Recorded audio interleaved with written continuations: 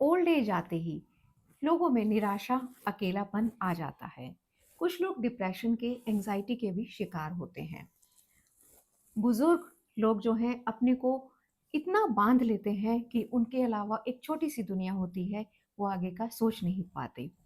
लेकिन इससे बचने के भी बहुत सारे उपाय हैं और हम अपने आप को उसी दुनिया में उसी तरीके से, पहले तरीकों से ढालते रहते हैं, चलते रहते हैं।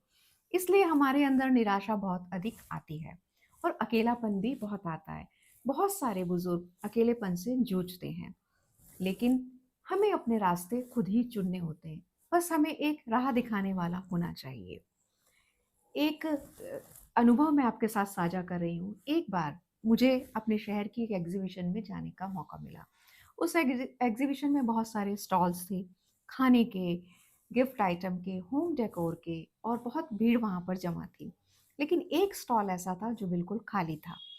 मुझे बड़ी क्यूरोसिटी हुई कि ऐसा क्यों है। मैं वहाँ पहुंची तो उस स्टॉल पर बुजुर्ग दंपत्ति खड़े थे और बहुत आशा से उम्मीद कर रहे थे कि कोई आए और उनके जो प्रोडक्ट्स हैं उनको देखे और उन पर बातचीत करे।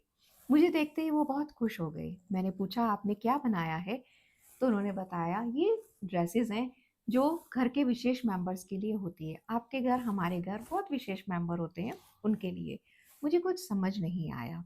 इतने में एक बच्ची दौड़ती हुई आई और बोली, अंकल, मुझे अपनी मिनी के फैंसी ड्रेस कंपटीशन के लिए ड्रेस चाहिए।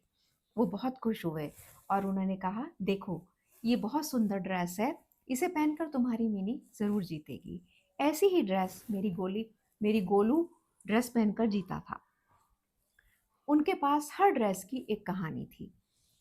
कुछ कुछ लोग धीरे धीरे आने लगे और वो उनसे बातचीत करने लगे। उनके चेहरे पे एक अलग खुशी थी। मैंने भी उनसे बातचीत शुरू की। मुझे बड़ा अच्छा लग रहा था उनसे बात करके।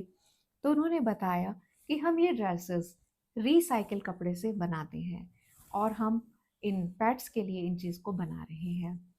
मुझे उनका ये काम देखकर बहुत अच्छा लगा। उन्होंने बताया कि उनके बच्चे विदेश में बसे हैं, लेकिन उन्होंने अपने को फिजिकली, मेंटली फिट रखने की ठानी है और उन्होंने अपने जीवन के तरीके को निकाला है।